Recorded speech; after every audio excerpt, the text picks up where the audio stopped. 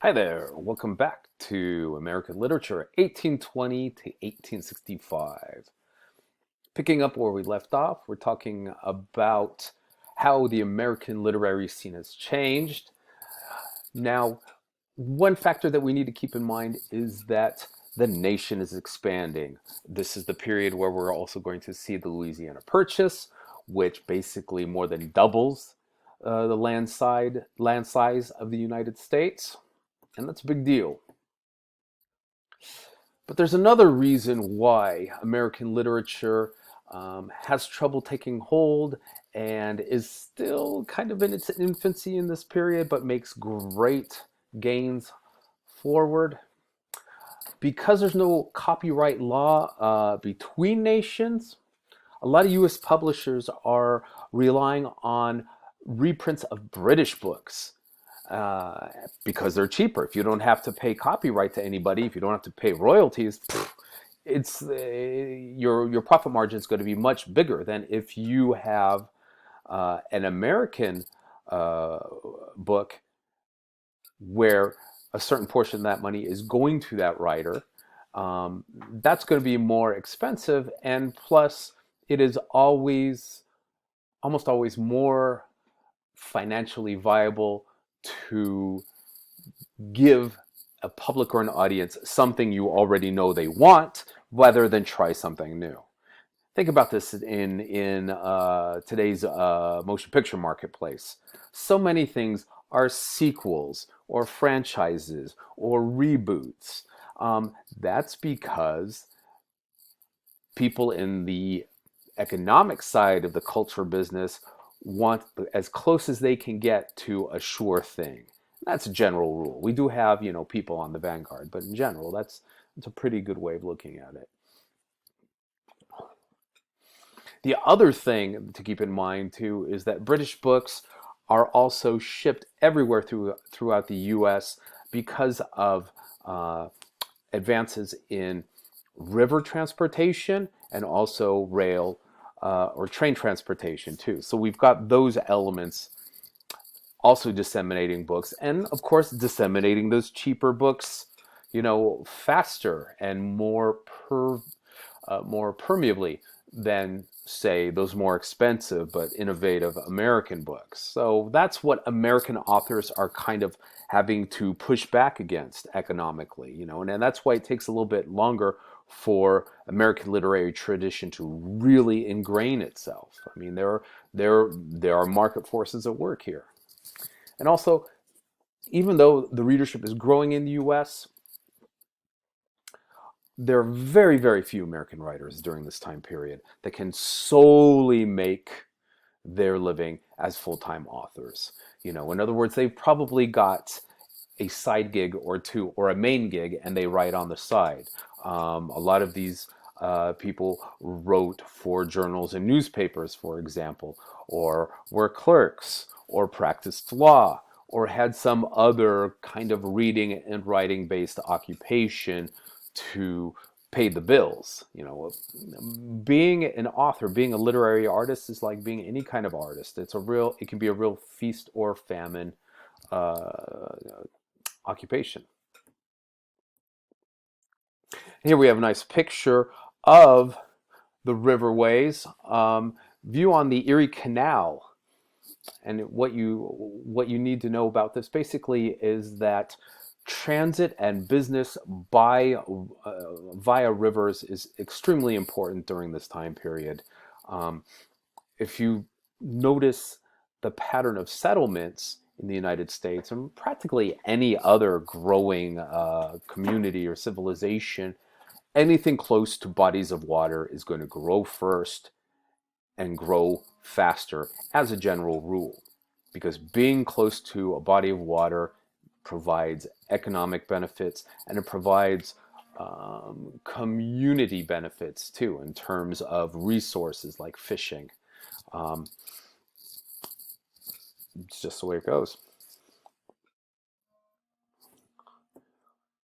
And here we have a nice period painting from 1856 or so called the Railroad Suspension Bridge near Niagara Falls. Now, what's important to keep in mind here is that in 1830, there were only 40 miles of railroad in the US, only 40 miles. But in 10 years, by, I'm, I'm sorry, in 1830, there were only 40 miles of railroad in the US. But by 1850, there are over 8,000 miles. So we're talking about an increase of, golly, that's a lot of zeros, by a factor of 200 times it grows. So that's a huge investment in infrastructure. And with it comes commerce, the ability to get goods much cheaper to places farther away. And this too helps the literary business too. I mean, again, it's still favoring, at least in the book industry, it's favoring British authors, or British authors in the abstract sense, in that they're being read more widely because there are more copies, because they're cheaper.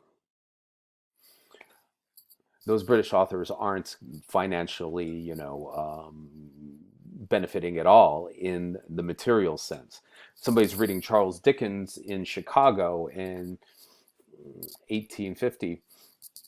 Charles Dickens isn't seeing a dime for that because there are no copyright laws across those international borders. And I already said this. Oh, well, we're also talking about printing technology too. Printing becomes faster, it becomes more automated. Um, and also, as cities grow, periodicals grow as well. There is this, consistently growing hunger for knowing what's happening in an urban center where you live. Um, One of the attractions of living in a city is there's so much going on, and you want to learn about all the exciting things going on. And periodicals really helped to satisfy that hunger. Now, writers that are American really dip deep into this periodical publishing market because there is this constant need for it. There's this constant hunger for it. So whether it be journalism pieces or short stories or poems, these periodicals put all of these American writers into people's hands in a way that a bookstores wouldn't. And this is really, really important because it gets their names out there, but it also continues to acculturate and refine, yeah, that's kind of a loaded word, deepen Americans' literary tastes, as opposed to just thinking, it's got to be British if it's good at all. We still see that a lot in American culture, and especially in American literary culture. People are always talking about the British literary tradition, and I think Americans need to get over it more and embrace being American. Um, sure, yeah, we need to know about British literature as well, but this hierarchy that some people still, hold on to like a fetish, it's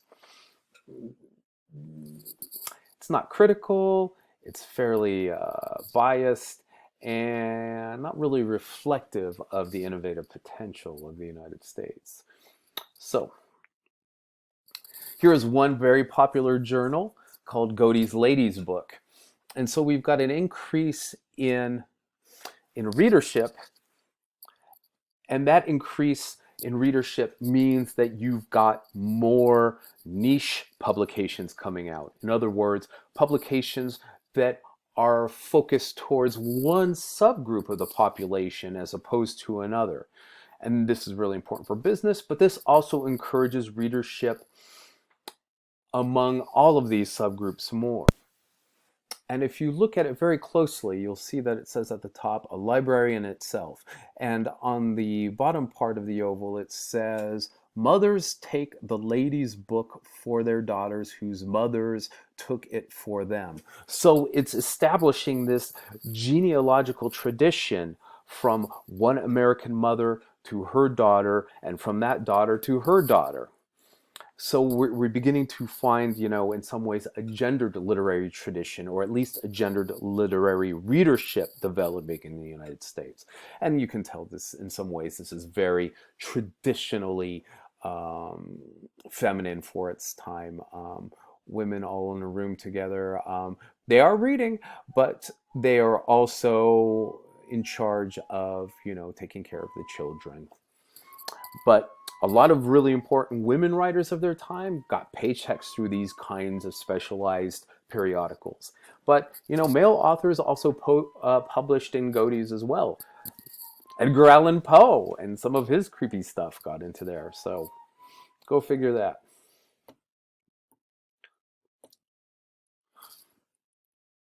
Now, what is also important about periodicals is they help to nurture this sense of a national identity as opposed to a regional identity, because newspapers and journals could write about events affecting one part of the nation to all the other parts. And a lot of these articles would talk about the importance of a certain region to the nation as a whole. And here you see a painting from Richard Caton Woodville, and it's called War News from Mexico.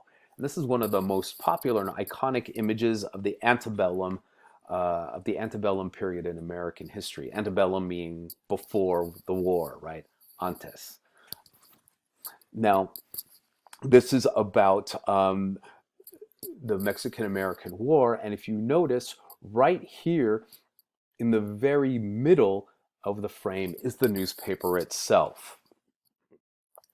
And it creates this white space, which is kind of the focal point in the way in which national news can continue to be a focal point for the nation.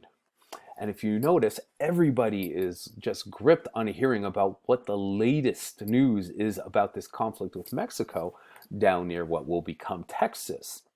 And also very interesting in this painting, speaking of iconography, is while this battle about what will come of the nation is being, listened to, there are certain figures on the margin. Look at the woman right here in the window, but not out on the porch, not in that center huddle with all the other men.